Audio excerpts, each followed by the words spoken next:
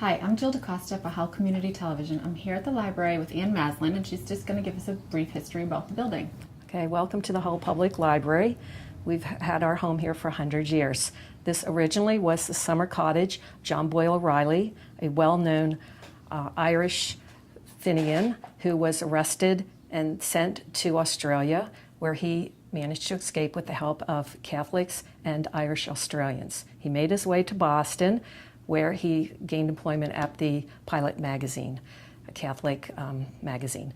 After several years, he became the editor of the magazine. He was also a poet and a published author.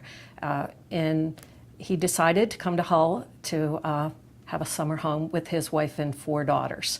He originally had a house that had stood since the Revolutionary War on this location. In 1889, he had the house torn down and he built this cottage in its place. Unfortunately, the next summer in 1890, he died mysteriously of accidental poisoning here in the house. So the house remained empty for many years, and then in about 1900, it went up for sale, but people heard the rumor that it was haunted, and so no one would purchase it. So the house was empty for many, many years until 1913, when the town of Hull bought the house for the express use as a library. At that point, they had 3,000 books, which they kept at a cart up at the school. And the teacher there wanted to have a home where the children could come to read books and also adults too. So that is how, 100 years ago, this building became our home. For people who are unfamiliar with John Boyle O'Reilly, what is he famous for? Okay, John Boyle O'Reilly is the second most famous citizen of Hull. He actually is known as a famous author. Mm-hmm. He believed in freedom for everyone. He mm-hmm. believed in equality. He wrote many poems that are published. We actually have some of those books upstairs archived. He's very well known in the Irish community, mm-hmm. and many times we will have people come here to the library to see his house. We've had people from Ireland, and we've also had people come from Australia. Every once in a while, one of his relatives shows up, and they come and they want to see the house. If you go in town to the Irish Necklace, there is a statue honoring John Boyle O'Reilly.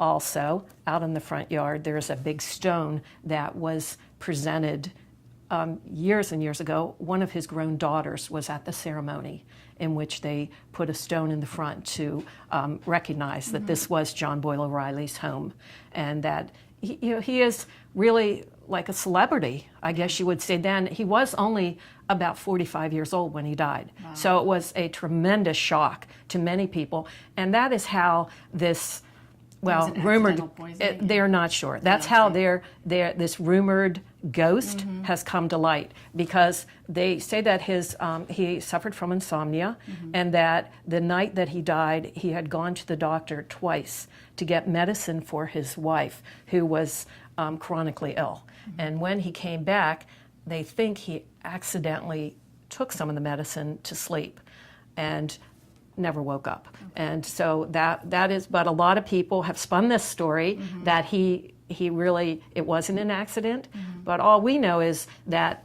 working here, we do have some unusual events. Mm-hmm. Sometimes you'll have cold spots. Yeah. That will be just in certain areas. He seems to like to hang around the front lobby. Okay. And also, when I first came to work here one night, there were 2 people in the building, and we heard the alarms from the door go off, but none of the doors were open mm-hmm. and touched in any way. And also books falling off shelves, mm-hmm. just really funny little things. I wouldn't spend the night here, I can tell you that. But there's no sense that anything is negative. It's a very positive. I think John likes having the library in his old home. John Boyle O'Reilly arrived and bought, it was a little white like cape. Mm-hmm. And so I think as he gained more celebrity and had more money, he needed a palace, pretty much, mm-hmm. and that's what this is. We have one picture of he himself, his wife, and 4 daughters on that porch, mm-hmm. but obviously it wasn't grand enough, and so it was taken down. Part of the library is on the foundation. So if you go in the basement, you will see the stone foundation mm-hmm. from the original house. Okay. that's kind of creepy too. Yeah. This is John Boyle O'Reilly, and these are some of the appointments of his cottage. First of all, you'll notice this fireplace. These are Celtic tiles, originally from Ireland, and if you look inside, you'll see in the fire screen, that is the witches from Macbeth. So these were original when he built the house. You also notice the carved woodwork. And coming over in this direction are the stained glass windows.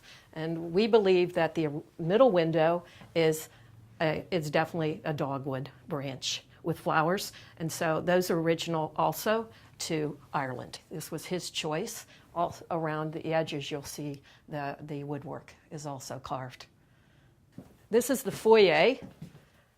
And as you can see, we also have another fireplace with tiles and the dogwood again. Well, we think these might be shamrocks, a stylized shamrock on this one. Definitely another Celtic, Irish symbol.